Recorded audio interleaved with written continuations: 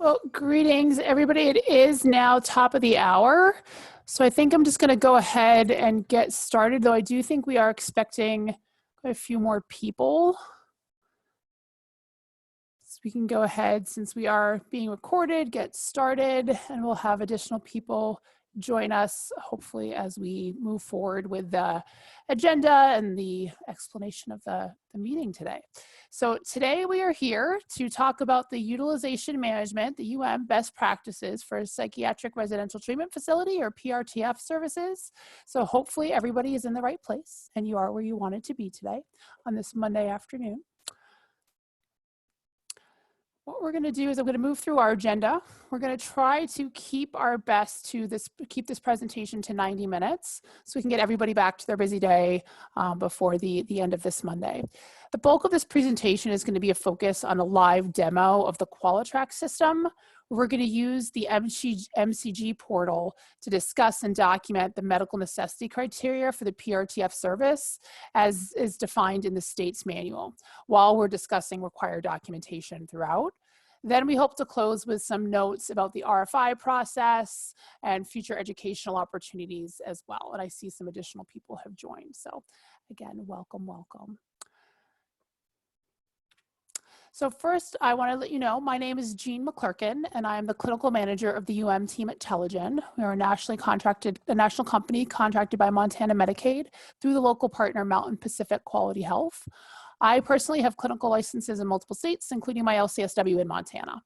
I'll be our main speaker today and the driver of the slide deck and the demo.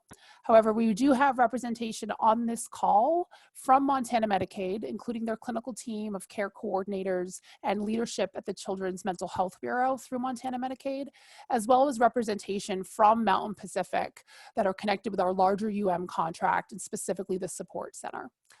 In terms of attendees, of other people attending, I believe we have quite a few people representing, I think we're expecting about 5 different organizations today that were registered for this training. So we won't really have enough time for everyone to go through and announce themselves by name. But as people are coming on, if you want to go into the chat feature and let us know kind of what agency you're with, if you primarily represent either or clinical support, and then maybe if there's a specific goal that you have in coming to this training today, that would be kind of helpful for us to just get an idea of who's in the audience for this, who's attending today, and anything that we can make sure we're helpful of. And we'll continue to check back in with this chat feature as we go. Right now, all the lines are muted for those folks that are dialed into the webinar that are looking at this on your computers. I don't see, but if there is anyone that dialed in through a phone and is unable to view the presentation, you won't have access to that chat feature. So please, at any point, just *6, I think it is, to unmute your phone, and then we'll be able to hear you and let you ask questions as well.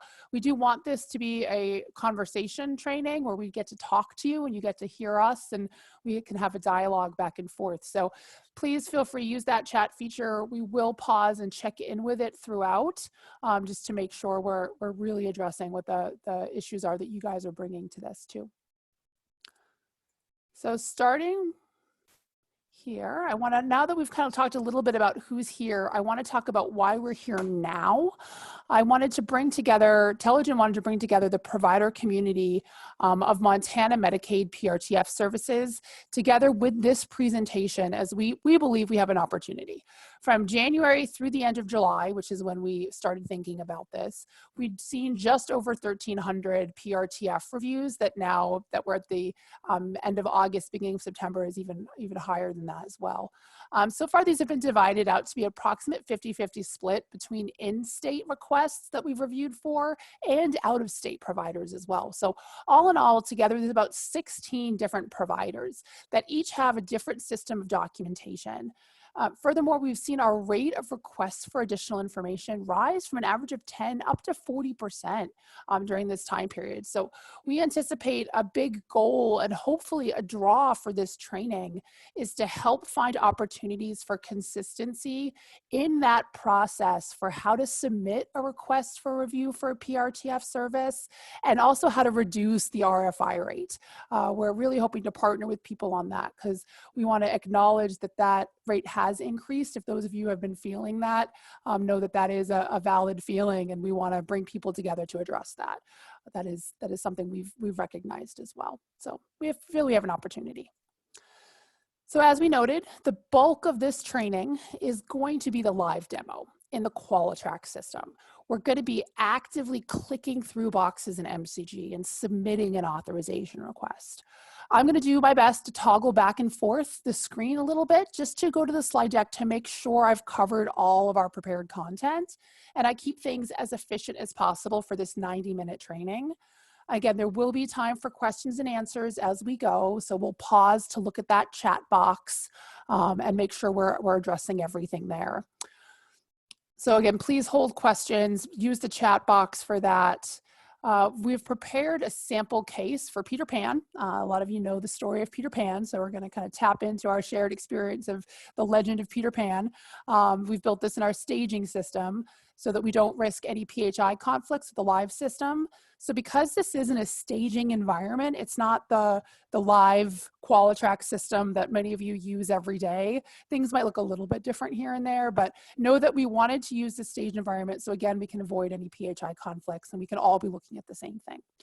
So we're going to complete the demo for the PA request and then walk through the remainder of the presentation with the slide deck and hopefully be able to get that CSR in the system as well. If not, we have slides on the CSR specific pieces. So for our purposes today, Peter Pan's a 13-year-old male with oppositional defiant disorder, ADHD and PTSD. We're going to build a prospective case, so a kind of a future admission. And like I said, then we're going to go through the CSR portion. So before we jump into the demo, I'm wondering real quick, Janet, if we can see if anyone's added something to the chat about what organization they may be with, if we've got a breakdown of both clinical and staff, and know that if there's any goals we want to make sure we hit as we kind of move into the rest of the training today. No, we don't have anything yet. Okay, so again, please feel free, let us know who you are as we dive in here. But I think we are up to people participating. I've seen people logged in, so that's a good thing. I'm glad for that. All right, so here's the Qualitrac system, and hopefully everyone can see my screen. This is something that many of you should be familiar with if you're part of the team. If you're part of a clinical team, you may have never seen Qualitrac. So I am going to walk through parts of the system, and again, this is going to focus primarily on clinical criteria, so please see that. I do see that we may have had someone dial in by phone that isn't viewing the webinar. So I want to let whoever joined by phone know that I think to unmute, help me, I believe it's *6. Is that it? Yep, that's *6. correct. Perfect. So at any point, person who dialed in by phone, if you have any questions, please know you can *6 to unmute, and feel free to interrupt me and we can make sure to get your questions answered as well. But here we go. So I'm here in Qualitrac. I'm going to go, because I already prepped this case, so I've got the cases pending as it's not submitted yet. So this case is in a not submitted status. So I'm going to be able to go here and click on my edit button and be able to finish this work here. So I've already built this. I built this as behavioral health residential for PRTF. I'm doing it in state, but they're both going to look the same when we get to the criteria. And then we're using Shodair, so thank you, Shodair. I'm going to add my diagnosis. Now, some of you may have noticed if you're in Qualitrac and you've built something and you don't actually finish the submission process, you're going to notice that you'll have to come back and re-enter your diagnoses again. And for this example, I've already uploaded my biopsychosocial document, so that document's already here. I'm going to go ahead and hit continue, and that's going to bring me to the MCG section. You will notice because it's going to redirect me. So the link that I'm at is going to change. So now I'm at an MCG site, no longer a Qualitrac site. Then I have the ability to document my clinical, and then I have the ability to choose my PRTF in state. So I'm going to add that as the criteria I want to document. And then just to let folks know, this documentation, this language in MCG was built specifically to match the manual, that we have with the state. So this is a screenshot of that state manual, and here's a link that'll be in the slide deck for you. So know that the language was copied word for word into the MCG system. So as we're clicking through this, that's where all of this has come from. So what I want to draw people's attention to is that just by clicking a box in this section, what you're doing by clicking that box is saying that you acknowledge that that criteria for the youth you are submitting the request for is correct. That is appropriate. That is current. That is accurate statement of what's going on. And then you have this little box over here that looks like a little square with a pencil sticking out of the corner. Now, it is not going to prevent you from clicking through to submit if you don't put anything in here. However, these are very useful boxes. And I want to kind of go through some examples of where they can be used in ways that are maybe a little less helpful and ways that they can be used in ways that are very helpful. So we're going to go through this kind of point by point. So in our example of Peter Pan, we're saying that the youth meets the severe and emotional disturbance criteria as evidenced in the Children's Mental Health Bureau Services Manual. And what I want to note is that when you're checking that box, it's not just that they have a diagnosis on a list of appropriate diagnoses, but they also have functional impairments. So there is a section of the Children's Mental Health Bureau Manual where they talk about to have a severe emotional disturbance, what that looks like. Again, beyond a diagnosis that's in the DSM-5, there's going to be functional impacts. And most of the assessments that we tend to see will note, which of the types of functional impacts are appropriate for that member. And this is something that gets reevaluated every 12 months. So we're looking for this criteria to be documented against and to be appropriate for the member at a level of once every 12 months at a minimum.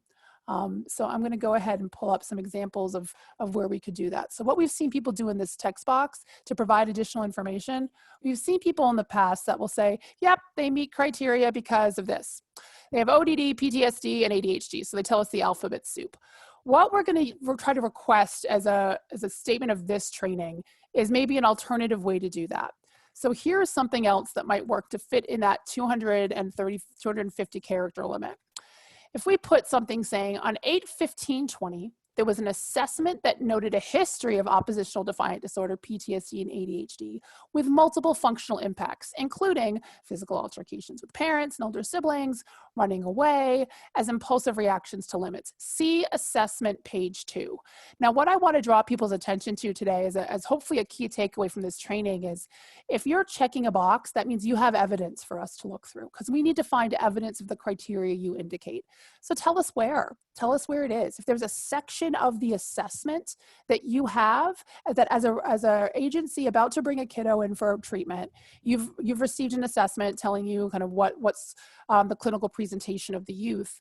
So tell us what's the clinical presentation of the youth. Give us that same information. Show us the assessment, page 2. Here's a section where they talk about the functional impacts. Here's a section where they've showed that the SED criteria is met. So that's really the documentation we're looking for. So it's not so much about what's written here, but it's about the guidance to where we're going to find the evidence for it as well. So this is that kind of above and beyond example that includes a little bit of both and still fits in our character limit. And then also we have something where it notes the referring provider must document what specific treatment needs will be addressed with the PRTF services. And I want to take this as an opportunity to talk about the fact that we understand if this is a prospective, you don't have a treatment plan. You haven't seen the member yet. The member is not in your care. You don't have a treatment plan for Peter Pan yet. And that makes sense. So what we're looking for is either something from the referral source that states clinically, here's what would be appropriate for the member in terms of why they're being referred to the PRTF services, or if there's been a meeting of your clinical department in order to accept the member at a bed date, in order to kind of even talk about, yep, no, we'll send this one through to get an authorization for. We have enough here that we agree this is an appropriate placement, that there's been some conversations about what will you do for the member. And I again want to go through some examples of what we've seen people do before and what we might recommend as an alternative. So I've seen before, people have added to this box saying, yep, we're going to do individual therapy, group therapy, and behavioral interventions in the milieu. And that's perfect because that is what you do at a PRTF facility. Those are going to be interventions that occur for the member. However, it doesn't tell us specifically for Peter Pan what are you going to do? Why is Peter Pan going to be able to benefit from this PRTF? What is the specific treatment needs that will be addressed? So what we could say instead that we might want to kind of draw attention to might be this. And this, again, could either be a Word document or a clinical note from the referring provider or from the current treatment team that's evaluated the situation. But something saying one-on-ones, right? Like individuals for a pattern of difficult relationships regarding physical altercations. We're going to do medication management for the history of noncompliance. Maybe the members had a history of noncompliance with their medications in the outpatient setting. So we need the residential facility to do that. So medication management to address noncompliance specific to this member. Groups will be focused on coping skill building and de-escalation to address the triggers for running away. We're not just going to do group therapy. We're going to do group therapy for a reason, and here's how this member will benefit. See page 1. So we've detailed that for you, and we're telling you where you can find more information on that topic. So that could be an option. Then we get to the youth must require all of the following. And these two criteria elements are going to be part of the CON, which is a certificate of need document. That document's going to be signed by a physician, and it has checkboxes. And it does usually draw to the member needs intensive psychiatric, 24/7 medical monitoring. Those are elements that are discussed on that form. However, there's no place on that form to really be specific to how your member at your facility needs these services, needs this level of care. So rather than just a checkbox saying, yes, no, we say that this is true, we need to know why. Why for Peter Pan? So one option we could see here for the intensive psychiatric review and intervention, which may include adjustment of psychotropic medications, evidenced by either rapid deterioration or failure to improve. So either things are getting worse or things just aren't getting any better, despite clinically appropriate treatment in a less restrictive level of care. This is an element of the criteria that we're hoping that you have that evidence for and you can help us see. Either you have a treatment history as part of the clinical assessment that you are submitting for us, or you have your own treatment history that you've gathered by talking with the collateral before you've agreed to take in the member. So just something showing us what else has been attempted here that really does, again, justify that intensive psychiatric review at an inpatient level, at a residential care level. So let me see what I've seen in the past in terms of how to use these checkboxes. So I've seen people do, yep, CCON, we checked that box in the CON, so we're good, we've met that.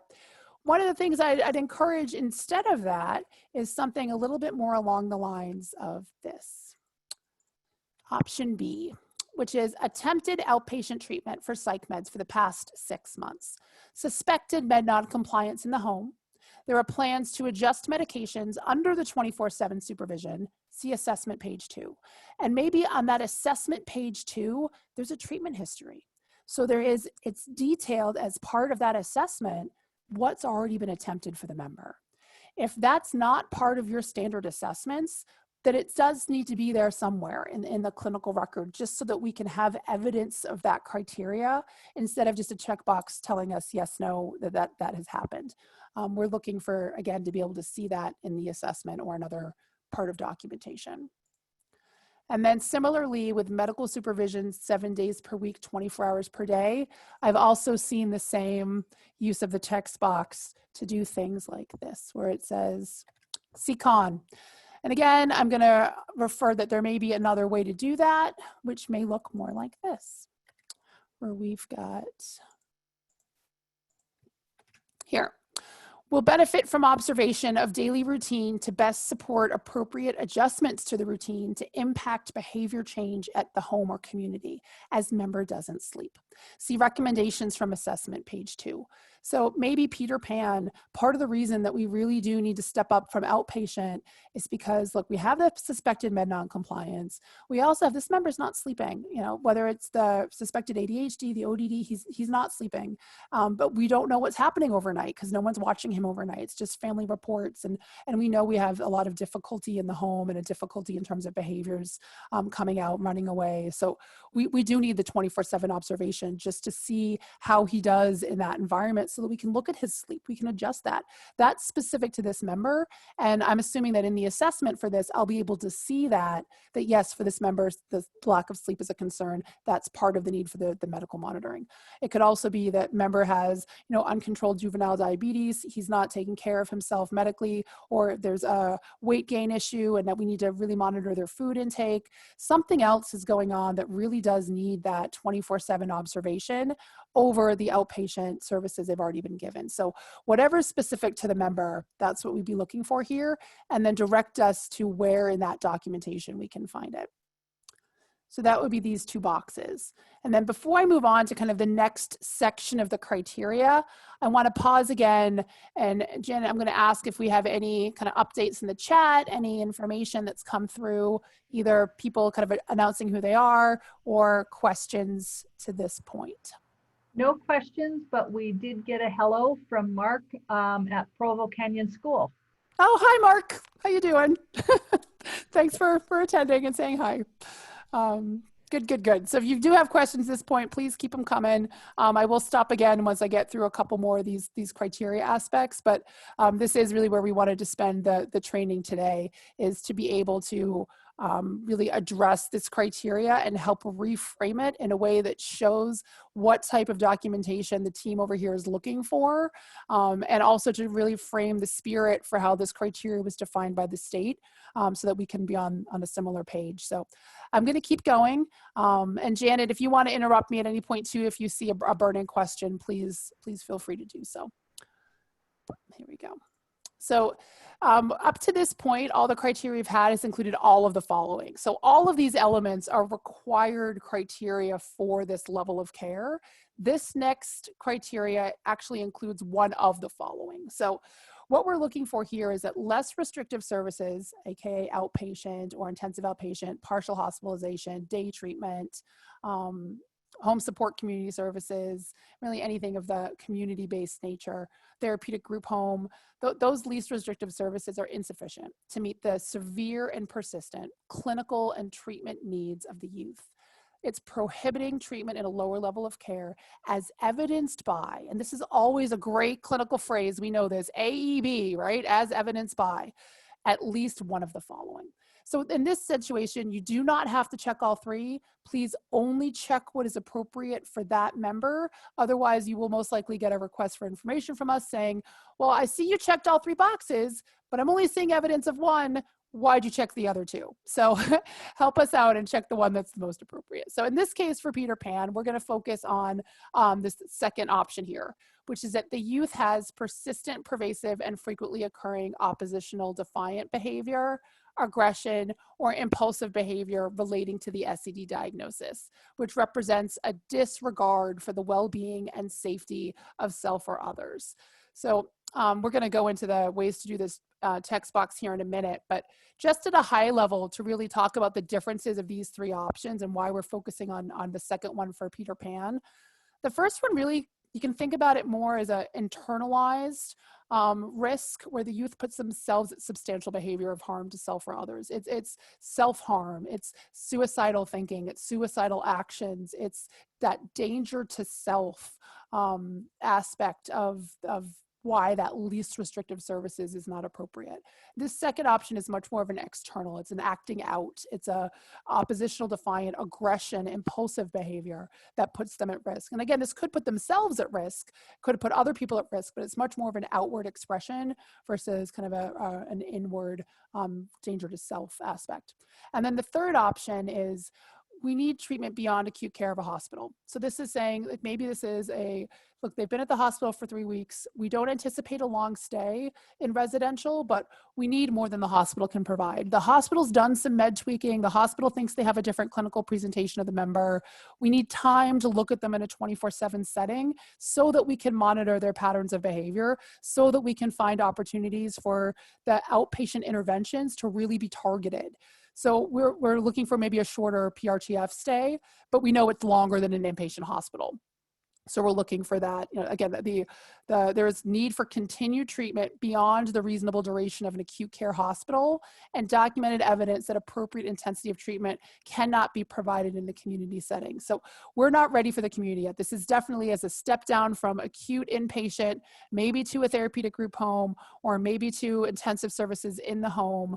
But that's really kind of where this third option we feel is kind of aimed at. So know that they are meant to be different and meant to kind of account for different presentations, all of which would mean that least restrictive services are not appropriate. If they all apply, then by all means check all of them. But we will be looking, if you've checked a box, for evidence of that specific criteria. So just to call that out. But back to our Peter Pan example. So here's how we can use the checkbox for persistent, pervasive, and frequently occurring oppositional defiant behavior. So what I have seen before, I have seen folks do stuff like listing what the behaviors are. Yep, we've had destruction of property, maybe gang activity. He's in the Lost Boy gang, and he runs away from home and doesn't want to have to grow up. So maybe those are the symptoms, right? Those are the behaviors. That doesn't tell me where I'm going to find evidence of a persistent, pervasive, and frequently occurring pattern of behavior. Why least restrictive services are insufficient. I need a little bit more. So I would have to kind of scour the documentation to try to find that, where that becomes a pattern. So what I could see as being more helpful, and what we're asking folks to think about, is something more like this, which says the behaviors have continued despite outpatient for 6 months. There have been home support services for the last 2 months. There have been 2 inpatient stays in the last 12 months. Most recently, he was admitted on August 15th till now.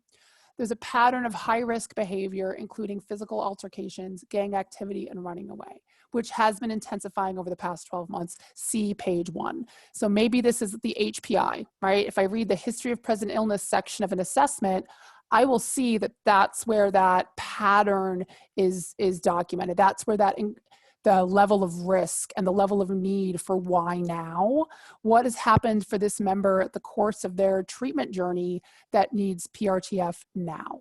So that's kind of what we're looking for here. So see page 1. So it's a direction to a page number as well as a summary. And again, it's within the character limit. This is a really important aspect of the criteria, is this least restrictive services are insufficient. Another really important aspect of the criteria is that there is prognosis, that the PRTF level of care is reasonably expected to improve the clinical condition and prevent further regression. So that's really kind of that prognosis for treatment is a really important part. What do you think the PRTF is going to be able to do? Obviously, you don't have a crystal ball. You can't predict what's going to happen. But if you're accepting this member into your facility, or if you're accepting this member for another month in your facility, what do you as the provider treating this member hope to see? What do you think your program will be able to do for this member? And where is that documented? So that's really what we're looking for here. So some examples of what we've seen people put before is, again, we've seen people say stuff like, well, see the con, or see uploaded documentation. That's another one we get often. And a lot of times when we're looking through the documentation, I should mention that folks will upload either 20 different documents. So we have 20 different documents that have been uploaded, or folks have uploaded a 65-page PDF document. So we're really looking for kind of either give me a title of a document you've uploaded or a page number in a large PDF. One of those two things to help us know where this criteria can be found. One of the things we could see being really helpful for this specific idea of prognosis is just something like this, which says safety and structured clinical interventions combined with medication management will improve the definition of triggers and coping plan over running away or becoming physical. So that's specific to Peter Pan, and that his issues with running away, becoming physically aggressive is his default coping skill, despite that active participation in less intensive level of care. Really, we need the safety and the structure. We need to combine that with medication management in order to help him know what triggers him. He needs to be monitored in a way so that we can help him identify what triggers him, because he's had a hard time figuring out in the outpatient world. So let's give him the support of an environment that will help him identify these things. and then groups to help support that. So, and then again, the recommendations from assessment. So it's entirely possible that the referring assessment that has come to you guys as part of a referral packet, why do they think PRTF would be important? Why do they think PRTF now is the level of care that's going to make a difference for this member? So that's what we're looking for. What about PRTF will make a difference, and where is that located in clinical documentation? And then this is, again, another kind of point to this, which is in the absence of PRTF treatment, the youth is at risk of acute psychiatric hospitalization or readmission within 30 days of the previous admission to an acute hospital. So the idea here is within 30 days. I think that's one of the big takeaways, is that this is a level of acuity of the risk. So lots of these other aspects of the criteria have really talked about identifying the risk and notating what the risk is. Again, despite prior levels of care, you know, that things have been escalating, there's a pattern, we have severe and persistent. But now I want to know, tell me about the acuity of the risk. Why is this? Again, this is kind of like the why now piece of it. Within 30 days, there's a risk for him to admit. So what I've seen here is, again, kind of a restatement of some of that, where folks will go, yep, the youth is at risk of being readmitted. Yep, he's about to discharge. He's been in the hospital since August 15th. It's August 31st. We want a September 1st admit to PRTF. So he's at risk of being readmitted if he doesn't transition to us. Okay, nope, I hear you. I'm sure that is definitely the case given some of the presentation we've read. But what I'm looking for is something a bit more specific that will say something like this. Behaviors have become more intense and frequent. Member is at risk for his third admission if not provided with the structure and 24/7 medication monitoring prior to new home-based interventions. See page 2. So again, I'm hoping that the recommendations for this level of care include something saying, again, we can't try a new home-based intervention until we're confident he's taking his medications, until we're confident we know how he's identifying his triggers. Those are pieces that we need to know for this member before we can try more things in the outpatient environment. We've been doing outpatient for 6 months. We've been doing home support services for 2 months. This is needed now, because otherwise we're looking at our third admission within 30 days. So that's what I would be looking for there. So that's some of the ways to answer with these text boxes and how they can be helpful in really directing the review team towards finding evidence of the criteria. And in prior trainings, we've had people say that some folks weren't previously aware that all of these are required, and I am here to tell you that all of them are required. This option under less restrictive is really the only one where you can just check one of the 3. Everything else is please check all of them and then give us that information. On the PA, on the prior authorization request for the initial, you'll also see a criteria for including a con. This is really the only checkbox in MCG where I say that you don't need to add any additional documentation because it's either uploaded or it's not. If you did upload your certificate of need as a page within a larger PDF, then feel free to say see final page of PDF or first page of PDF or page 24 of the PDF, whatever is appropriate for that situation. But other than that, this is the only criteria where we're not looking for more information from you. But as far as these goes, these do really line up with also our understanding of what the previous PRTF utilization management form looked like. I know from the previous system, we've seen kind of what that old form used to look like, and it was pretty intensive. There was a lot of unique requirements with that form. And by moving to this MCG system, the thinking had been, all the criteria is here for you straight from the manual. So let's skip the middleman of a unique form that you'd have to fill out and just ask you to tell us, how does your documentation that you're already using support this criteria? Don't create something new for us. Show us what you have and how it meets the criteria that's required for the state's manual. So with that, I'm going to go ahead and hit submit here or hit save, and then I'll hit submit. But I do want to stop again, Janet, and see if we've got anything else in the chat box that's come through since I've been talking. Nope, nothing else. Okay. All right, so then once you're done adding your criteria, you can go ahead and hit submit request. I will also note a couple different times during this presentation that there's no ability to go back to that. So once you've done MCG, you've done MCG. You just get brought to this user attestation piece. And I think it is also important to note some stuff about this user attestation. You do have the ability, though, to upload more documentation. And again, we have the biopsychosocial for Peter Pan, which includes our treatment recommendations and things like that. And then we'd upload the con as well, too. So this, when you're checking, when you're writing your name in here, you're entering your username. By virtue of doing that, you're saying that the submitted information is true, accurate, and complete to the best of my knowledge. I have included documentation to support all the boxes I checked. That the submitted information is supported with the patient's medical record. So again, that's what, by doing this, that's what you're saying. I understand that any deliberate misrepresentation of the information in this medical record would subject me to liability. Again, this is supposed to be an accurate medical record. As I'm sure all of you know, this is, again, pretty standard language there. Understand an approval of medical authorization request does not guarantee payment. It's another pretty standard aspect. We're doing medical necessity reviews, not verifying Medicaid eligibility. That is a different matter. And then I agree to notify all parties involved of the outcome of this authorization request. One thing I do want to mention that I think maybe is either less well known or is just worthy of repeating. When we create an outcome letter to either let you know services were approved or denied, we send you a copy of that letter through the Qualitrac system.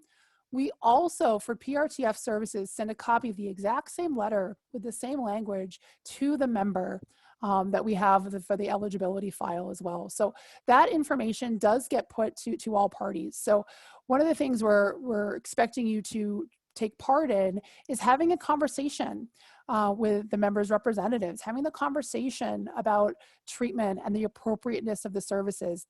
Do these services meet, does this member meet criteria for these services? Just again, because we're all on the same page about what the criteria is and how people are meeting it. So that you agree to notify the parties of the outcome, that's in here as well. So I'm going to show you what this looks like when you've completed it. So I'm going to enter my user version here and hit submit. And then you always have the ability to add additional comments. Not required, but you can. And then at the bottom, you have this little blue button that says MCG Actions. You can always view your MCG summary. And when you do that, you get this little pop-up window that will show you what you've checked. And it will show you your text notes. To show you the date and timestamp of when you checked the box, and then also what text you entered. So that's what we see. So on our end, when we're doing the review, we have this exact same screenshot. So we look at what you wrote, and that's really helpful for us in guiding our review of the documentation you've uploaded so that we know for each criteria how you've met it.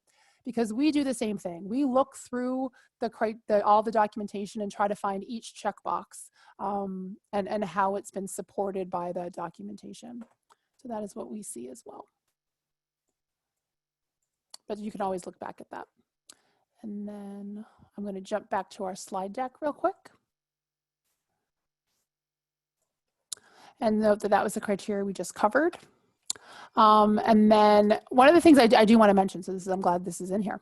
In addition to the certificate of need, which is in terms of the documentation requirements, one of the things that's written into the manual is that the provider must submit to the utilization review contractor a prior authorization request form no later than 2 business days. So that gets into the timing, which we'll talk about in a moment. And then also that there's, which includes, so here's the thing, which includes, it might not work the best. I'm going to do a little laser pointer instead. Laser pointer. So the clinical assessment must be sufficient for the clinical reviewer to make a determination regarding medical necessity. So I think this is an interesting point to note, because when we think about the previous forms for the PRTF services, there were sections on that form for things like treatment history, for things like mental status exam. And those are typically part of an assessment, right? Part of a biopsychosocial intake assessment or discharge summary or referral packet. So what we were hoping is that that information is still required. It's just not in part of a unique form for the purposes of more something that will be included in your documentation, because there is still an aspect of the required criteria that shows despite less intensive levels of care. So that's, again, where we are still wanting to just point that out. And that difference between criteria and review. So we do a review for criteria, and we're looking at documents. So we review documentation looking for criteria, but there are still going to be requirements to the documentation that we review. The documentation that we need to look for to find that criteria, there are still requirements around. And this, having a clinical assessment, is one of those requirements for what is submitted for us to review that should include criteria. So these two concepts are connected. I think I just wanted to call out that subtle difference a little bit. And then we do know that for PRTF facilities, there will be additional pieces of information. Now, we did build this into MCG as well, just so that you had it as a checklist format. But again, this is much more about the documentation requirements for us to review, rather than places where we will have evidence of clinical necessity. This is more just documentation requirements for us to review, but that is definitely there as well. So one of the things I wanted to talk about with we think about the documentation requirements and timeliness. We think about submission timeframes and deadlines. So in terms of timelines, it's important to note that there is a 10 business day requirement for submitting the review. This is true for submitting the initial requests and true for submitting the continued stay request, that there's a 10 business day requirement prior to. This also means that there's a similar requirement for the timeliness of the documentation provided, in the sense that if it was possible for us to base the review off clinical documentation from 15 or 20 days prior to the requested start date of the authorization, then we'd be able to accept that request that early as well, but we're not. So that means to us that the documentation you are submitting with your request has to be that same 10 business day time frame. So please don't send us that. And we fully recognize that often monthly treatment team reviews, as a great example, do not revolve on the same schedule as CSR requests. So however, if you have a monthly treatment plan meeting that's regularly occurring 3 weeks prior to the CSR review schedule, what would be most helpful for us is to still send that recent monthly treatment plan, but also include notes from within that 10 business day time frame, showing us the progress that's been made, letting us know major differences, that continued progress, and recent notes. And something I should point out that's come up before is just submitting the last week's worth of individual therapy notes or family therapy notes or group therapy notes. That in and of itself doesn't meet the requirement. The requirement is looking for, please show progress towards the treatment plan in recent notes. So in a lot of cases, the individual treatment note might not reference all aspects of the treatment plan. So please only include notation that really shows us that how the treatment plan has evolved from 3 weeks ago, this past week. Some people do have every individual note touches on an aspect of the treatment plan. That's great. If your treatment plan or if your individual therapy notes are set up that way already, that's going to be more helpful. If your individual notes don't already do that, then there may need to be a different way that you as a provider, with the way your documentation is organized, can provide that evidence within that 10 business day time frame of recent progress towards the treatment plan, if your treatment plan is 3 weeks old. So there's a little bit of a balancing act that might need to happen there. And in terms of the PA request, there's a similar requirement that the clinical assessment be amended with the most current clinical information available if the assessment itself is more than 10 business days prior to the requested start date for the authorization. So again, we're looking for just supplementing, ways to supplement, ways to add clinical notes, but that still meet that intention of the criteria, which is to demonstrate progress or to demonstrate an aspect of a checkbox, that those checkboxes need to be within 10 business days. So hopefully that's helpful. And before moving on to the CSR specific stuff, I think I'm going to stop here again, Janet, and ask if we have any other questions or anything that's come through the chat. No, we have nothing new in the chat. Okay. Everyone knows this is being recorded. So we're going to be able to get everything done today, I believe. I just want to do a quick time check to make sure we're doing okay. So yeah, we've got about 35 minutes to go. So I think I am going to try to do the CSR in the system as well, since we have that, but just so we know what we're doing. So the continued stay criteria from the manual will include, the youth will continue to meet all medical necessity criteria from the beginning. So all of those checkboxes we just talked about will be there on the CSR as well. Additionally, there will be 3 pieces, which is that the medical record documents progress, towards identified treatment goals, and reasonable likelihood of continued progress. The youth and family, if appropriate, are demonstrating documented progress towards identified treatment goals and are cooperating with the treatment team or the treatment plan. Demonstrated and document progress is being made on a comprehensive and viable discharge plan. The treatment team must document a clinical rationale for any recommended changes in the discharge plan or anticipated discharge date. So one of the things that before we get into this in MCG, just want to highlight is the demonstrated and documented progress is being made on a comprehensive and viable discharge plan. I think a lot of the times we get people saying, here's what the discharge plan will be. But really what we're looking for is progress on that. Even if it's only your second CSR, even if it's only 30, 60 days in, it's still possible to have progress on a discharge, whether that progress is evolving. Like, hey, originally we thought maybe this kid will be able to, step down to a therapeutic group home, but it's looking like the family's really engaging in therapy. And hey, we might start to consider some intensive outpatient services. We might be considering a change. Feel free to let it be a living, breathing document that the discharge plan changes and evolves over time. It doesn't have to stay static. And we're also looking for something that's specific, again, to the member and the member's presentation. So we are definitely looking, and we know clinically that will evolve over time. So show us that progress that's happening.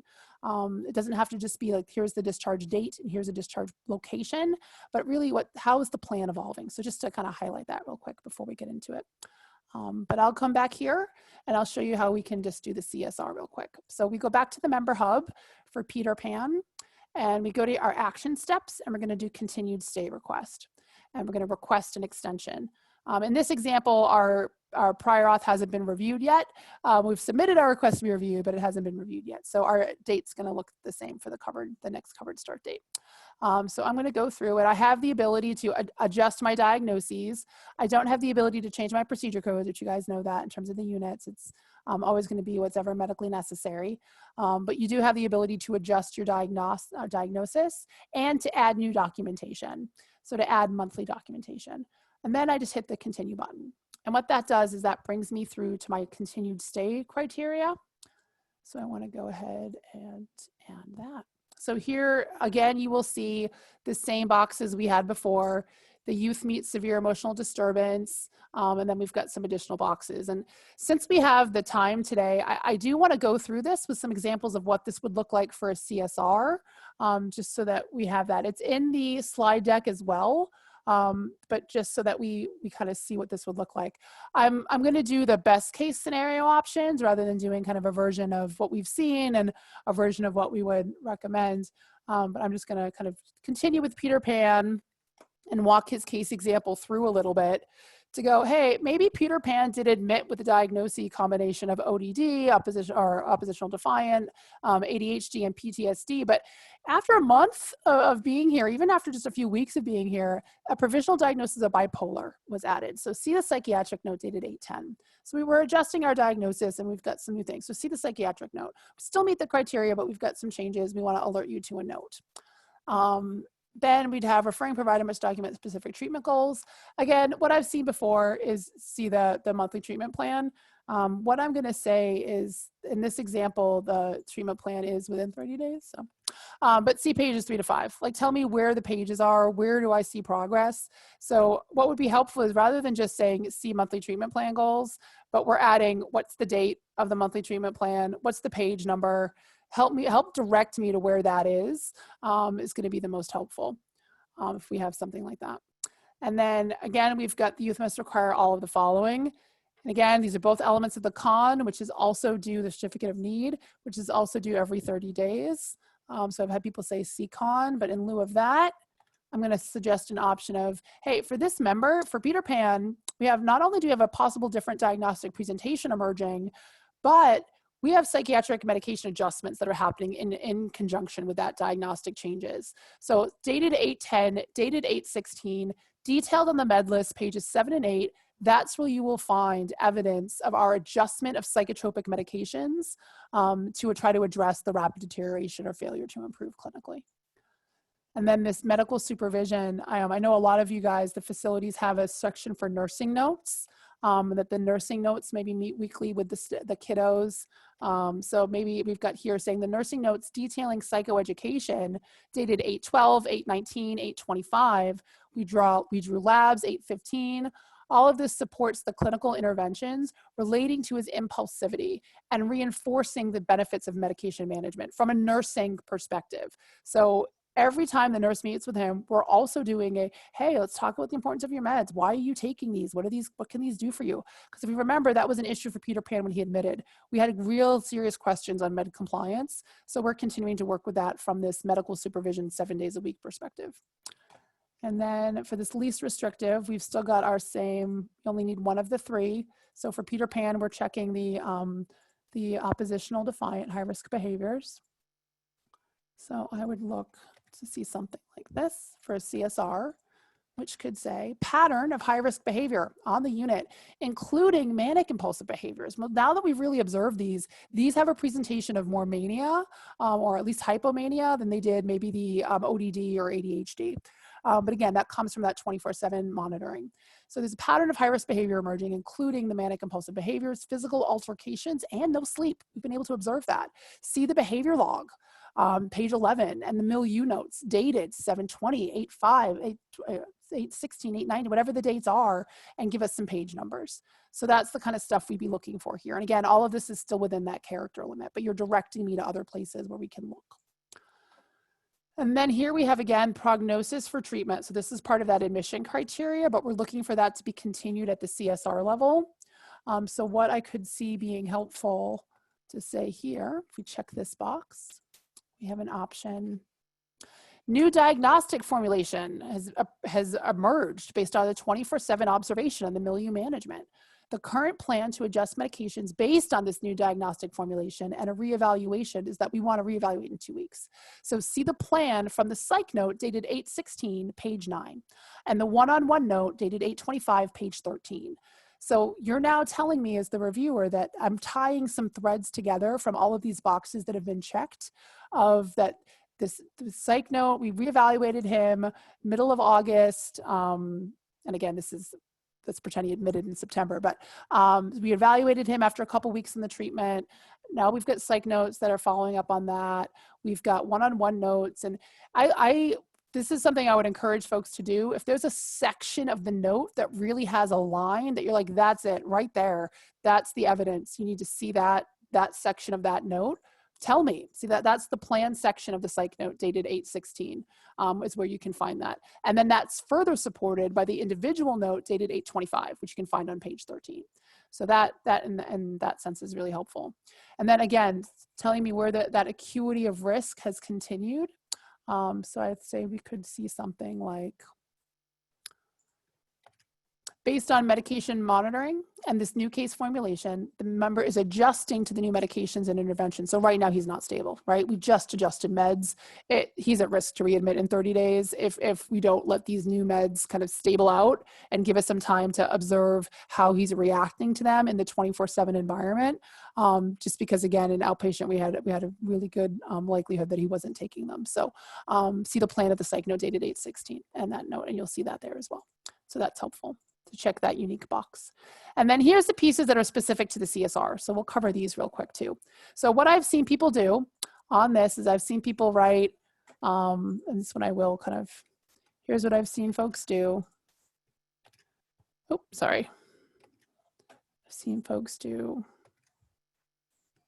See the treatment plan, because the treatment plan is the medical record documenting progress towards identified treatment goals with a reasonable likelihood of continued progress. So that I've definitely seen that happen, and that is entirely, I see where you're going with that. What I'm going to offer as an alternative is C treatment plan, date 8/5, supported by therapy notes, one-on-one, group, family, and psych, C pages 5 through 15. So tell me where the supporting evidence is for the treatment plan if the treatment plan is older than the 10 business days. So that's what I'd be looking for. And then again, progress, same thing. Instead of C treatment plan, I'd be looking for, if this is about youth and family, I'd be looking for, show me where's page 15. Okay, page 15 is the family therapy note. Great, thank you very much. That's where I'm going to see the updated progress from the treatment plan that's over 10 business days old. And then I've also seen folks on this demonstrated discharge. So I've seen folks say this saying, yeah, the discharge is set for, like that, giving me a date. And that's great. We do need a date. That's definitely part of it. I agree. The date is part of it.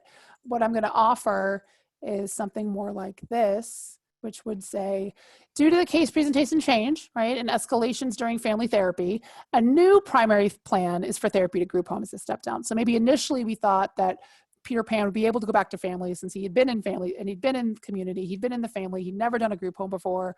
We didn't think we were going to have to do that, but hey, we've had some escalations during family therapy. We're changing it up. Primary plan is now for a therapy to group home as a step down, and initial thoughts were for aware. So the secondary plan is for in-home with the new community-based psychiatric referral supports. See the discharge plan updates, page 25, or from 825, page 17. So again, we're expecting it to evolve over time. So just show us how it's evolving. Show us how things are changing is what we'd be looking for. So then I go ahead and hit save there. You'll notice the con wasn't another checkbox this time around, but there is still that, again, that those documentation components, which I do, again, want to cover. And then we get brought back to the same attestation pieces here. So I'm going to move back to my slide deck and just note that in addition to the aspects of things that were looking to be submitted, this is also part of the manual, which says the following information must be submitted for a continued stay review. So changes to current diagnosis, justification for continued services at this level of care. So again, we're hoping that all the criteria will give us, we'll be able to review and find this evidence. Also, a description of behavioral management interventions and critical incidents. And this is similar to those elements of a treatment history that may have been part of their original form with the previous provider that we were anticipating would be included in assessments. This is something else. I think the behavior management incident tracking, critical incident list, was something that was part of a previous form. We don't have that as an element of the form to submit a review. However, it is still a required element to be reviewed so that we can find evidence of the criteria by reviewing for this. So if you have in your own system a way of tracking a behavior log, if you have a critical incidents tracker, or if you're just able to, again, use the MCG checkbox to denote dates of things and then page numbers of those notes we can look at from the milieu so that we can see it, that would be really helpful. But this is still a required element, the behavior management interventions. It's just not a unique form element, but it is still a required component. Same thing with assessment of treatment plan progress related to the admitting symptoms and the identified treatment goals. So this is really where, again, it takes us away from that list of treatment goals of member will participate in individual therapy to learn coping skills to a what's the progress for Peter Pan regarding his learning of coping skills so that he doesn't run away again. What's his specific plan to help him identify his triggers so that he doesn't end up escalating into a fight with his sister and it becomes physical and she has to go to the emergency room. We want to know specifically to Peter Pan, how is he progressing in treatment and what does that look like? And we're anticipating your documentation will have that specific to the member. I know a lot of folks have leveling systems for the PRTF where she's phasing through to phase 3 or he's at level gold, whatever the different leveling systems are for different providers. I think what's helpful for us is to put it in clinical language, put it in terms of how is the member progressing against the reasons he was admitted. That's specific to that member. And then that current medication list. Again, we don't have a requirement through Qualitrac or a requirement through MCG for a med list, but it is still a required component in the manual that there would be a current med list and a rationale for any med changes. So we would still anticipate that to be included. And then a projected discharge date, which we talked about up here, which is that rationale for medication changes, and then if applicable, progress towards completion of that plan. So that's what we're looking for with the additional CSR criteria. So then as we talked about, this little checkbox is your best friend. Please, please, please use it. Help us know where in the documentation each checkbox can be uploaded. And then I also included that CSR example in case we didn't have time for it, which we did today, which is good. So lastly, I want to kind of go through some helpful reminders for this last kind of part of the demo around medical necessity criteria. So I'll go through these helpful reminders, and then I'm hoping, again, we can stop and see if we've had any questions come through.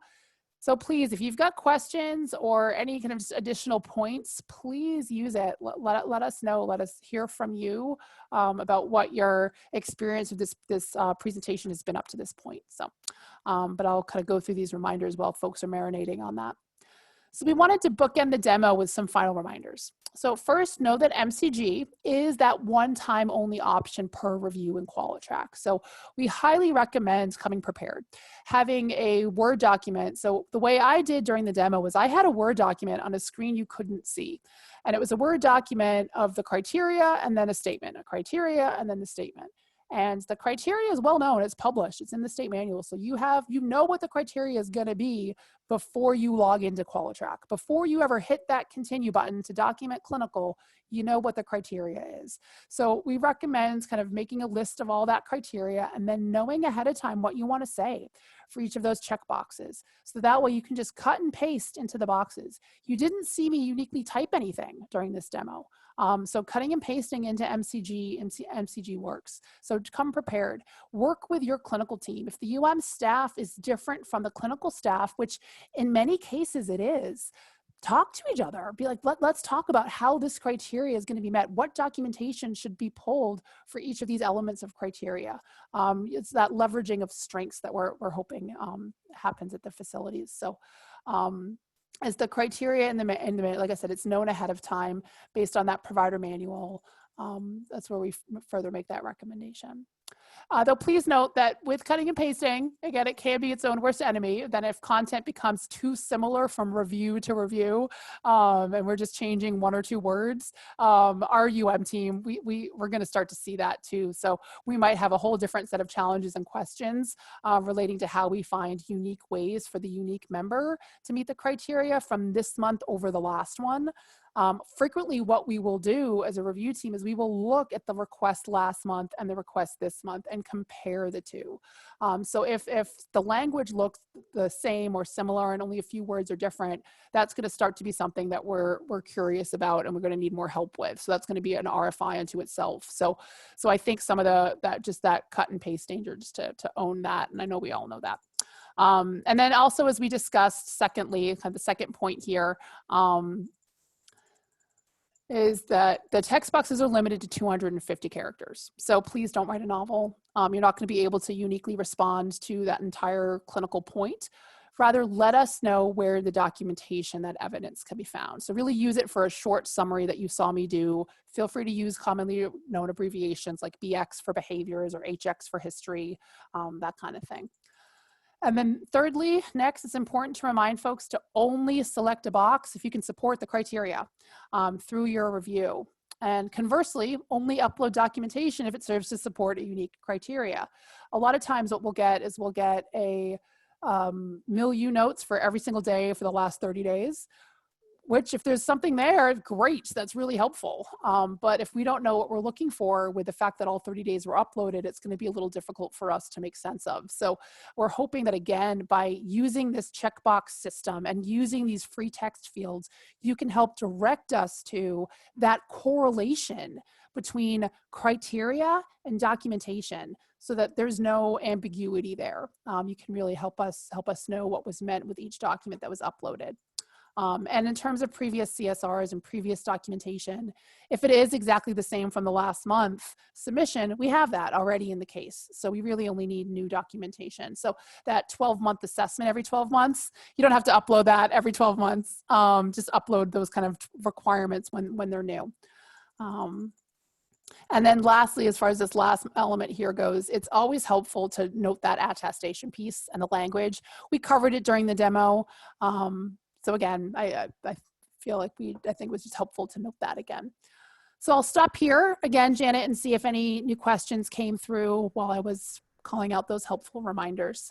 Yes, we did get just the same question twice, once from Mark and once from Nathan, okay, asking if the training material would be sent out or if it would be posted. And yes, the answer to that is we will be posting both the recording of this session and the PowerPoint on our website, which is also the portal where you go to the portal homepage. I put the address in the chat box for all of you to look at, and it will be under the Education and Training tab. And I hope that we'll have that done yet this week. So you can refer to both of those resources here very soon. Yeah. And other than that, that was all. Okay. So yes, and any of your staff that wasn't able to attend a training, we had 2 previously scheduled trainings. Anybody that you know of that wasn't able to attend, please feel free to encourage them to watch the recording of this. And you'll be able to fast forward through the pieces that are a little bit more difficult. I know my voice straining on for 90 minutes is a challenge for people. So I no hard feelings there, but hopefully the content is useful for you to use with your teams, to use as a point of discussion of how do we come together to consistently document the elements of the criteria that Montana is looking for? How do we understand them? And one of the things I also want to mention, and Janet, I think this might be a good time to do so, is we would love to have follow-up conversations with providers individually. So if as an agency you come together and you go, now I've got even more questions, or we have some process related questions, or we want to use some examples of cases we've had with you, specific case examples where we've had an RFI that we didn't understand, or we had a denial that we didn't understand. Please, let's use those opportunities to really learn from that and come to a same page on how we think about these things. So we really want to have provider specific conversations as a result, as a follow-up to these larger trainings. Our hope was to do this bigger picture training where we just get everyone on the same page and we just kind of reframe how we understand the criteria and what we're looking for, and then have specific provider follow-ups where we can do more of that. What does your documentation look like? What does your process look like? And how can we help support your members at your programs? So I just know that that is an option as well, and we would love to be able to set that up for you. We did that with some of the AMDD facilities earlier in the contract, and it was very helpful and very successful, we feel. So we definitely want to broaden that out to the PRTF providers as well. So lastly, I did also want to cover the responding to RFIs aspect. So typically there are going to be, 2 main reasons for RFIs. There may be others, but these are the big ones, which is because we're having difficulty locating criteria element in the supporting documentation. You checked a box in MCG and we're having a hard time finding the evidence for it. Or you've checked a box in MCG and we see it, but it's more than 10 business days old and we need something a little bit newer to show us that it's still a current evidence for the member. So you'll see kind of an RFI skewed to one of those 2 things. And one thing I want to note is that the formatting limitations in Qualitrac, when we write the RFI, we are unable to employ the typical formatting that helps to clearly convey information, such as bolding or italics or underlining, or maybe adjusting font sizes or colors or indents, line spacing, a bulleted list, all those little tricks. We're unable to use those. So rather it is just one large paragraph of text, which I'm a visual person. That's why I love demos. I love actually getting into things and seeing words on a screen. It's more helpful for me. So I can only imagine what it's like to just receive one large paragraph of text. Especially when it's something important like this and we can't clearly identify what we're talking about. So what we've endeavored to do instead is to use numbers in parentheses, as we can see here, like a 1 or a 2, to try to convey the separate MCG or manual criteria. So we're going to put the criteria in quotes from the manual that we can't find. We're going to try to convey what we do see instead that either seems to conflict with that checkbox or seems outdated.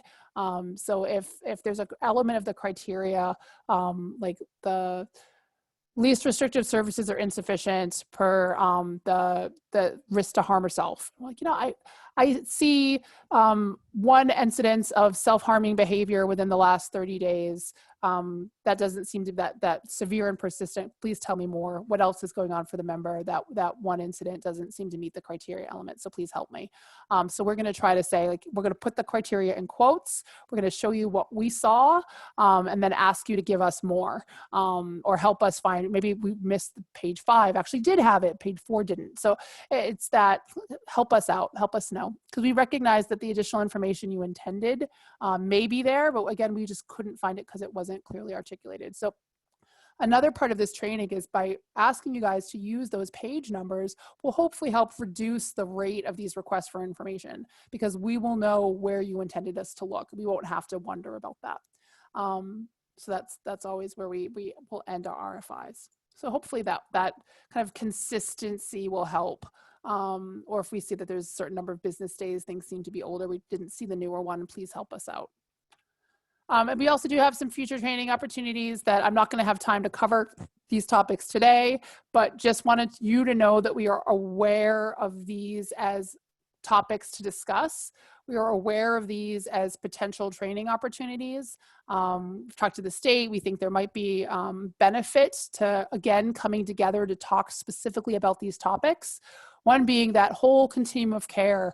What are those other options, the continuum of care that supports PRTF? What are some of those referral sources that can support PRTF? What are some of those next levels of care that can be supported after PRTF? And how does that continuum of care look specific to Montana Medicaid? A lot of the out-of-state folks might not have some of that information. So we just think that that might be an opportunity. And also the topic of discharge planning and care coordination. There's a dedicated team of discharge and care coordinators through the Children's Mental Health Bureau. Some of them are attending this call today. They have access to the Qualitrac system, so they are very abreast of what's happening in terms of the reviews in Qualitrac, that documentation being submitted. They have a direct line of communication with our review team, so we do try to stay on the same page. So we do want to kind of remind folks that they are a resource for you in terms of getting connected, especially for the out-of-state folks, getting connected back with those Montana services and really understanding what those are. So please feel free to invite them to your treatment teams. We know I can speak for them. They really want to come. So being able to rely on them and kind of use that, we thought might be another kind of training of really figuring out the best ways to do that. And also this concept of those additional 30 days post-medical necessity that's in here in the quotes. This is also in the state manual, and we feel there might be another opportunity to really talk through what that means, because that really is that if you've been discharge planning for the entire length of stay, and then in the last month something happens and there's been a disruption to a current plan, there's been an extenuating circumstance of some kind, there is an option through the state manual for additional days to support post, in those events. But that's really where that's geared towards, is those kind of above and beyond situations that really rise to say, hey, we get that transitioning is hard, especially for youth with severe and emotional disturbances. So we want to make sure that we're taking into account those unanticipated consequences that can happen. So just know that is part of the manual as well. So we want to make sure that we think it would be a good opportunity in the future to really dive into that a little bit deeper, more than we would have time for today. So that's the care coordination, and also discharge tasks. A lot of people have asked us about the discharge tasks, and we really want to be able to provide space to talk about that as well, and really kind of understand the purpose of the discharge task. And there's no discharge form in Qualitrac. There's the discharge task. So what we've always asked is that you can upload a discharge form. You can always upload documentation. However, in Qualitrac, I will mention briefly, since we have a few minutes left, that when you upload a document to Qualitrac, there's no automatic notification back to our team telling us you've uploaded something. So we don't know that. So that in itself is not a discharge completion. So everyone should have a discharge task that regularly stays updated with each continued stay. So that task doesn't need to be completed until the member has discharged or until Medicaid coverage has stopped. So even if the member stays and is now funded by CFS, now has a different alternative funding source, so the member's still there, but Medicaid is no longer covering, you can still do the discharge task from the Medicaid Qualitrac perspective, just to close out that loop. It's a nice bookend. There's another, again, additional billing component with that relating to PT38 spans, and again, could be a whole nother training, but one which we really do see the need for, and want to bring people together on. We've done a couple Qualitrac quick notes to really help people kind of understand the importance of that discharge task, and we do have a customer support line that's able to help walk people through that task if you have any technical issues with it. So future opportunities, we know that those are there as well, in addition to what we covered today. But in closing, one of the things I encourage folks to think about, and again, we won't do this on the call today, but things to think about, things to bring back to your teams is, what are you taking away from this? What little nugget of information or question that got brought up for you or curiosity got raised for you, what are you taking away as a result of the last 90 minutes? And then what, if anything, are you going to do differently as a result of that new spark of information, that new curiosity, that new question? So to bring that back to your teams, talk amongst yourselves, and really kind of see how this is going to be an impact for you. And it may be, I'm going to reach out to the support center and try to schedule an individual meeting with Telligen in the state. And that's perfect. Please bring that. We're looking forward to those meetings. Or it may be that we're just going to have a powwow with the team, or it may be I'm going to rewatch this training next week because I had to multitask during it today, and I'm going to rewatch it next week. Whatever that may be for you. It may look different for everybody, but that's kind of what I want to leave you guys with. And then the number for the contact center. So I will again stop for questions one more time at this point, and then I have just a little final blurb here. Janet, do we have anything new that came through the chat box? We have nothing new. Okay. So then I think we can close by me saying thank you for joining us today. If you do have any questions regarding this presentation or any other technical issues, please feel free to reach out to our wonderful folks at the Contact Center. They can be reached at 1-800-219-7035. We really rely on this centralized support system over individual emails to either myself or the other UM team members, because what it does is it helps us identify patterns and trends where we can intervene and be helpful to larger groups. So to quote one of our fearless leaders that helps us as a UM team, let's go out and change some lives today.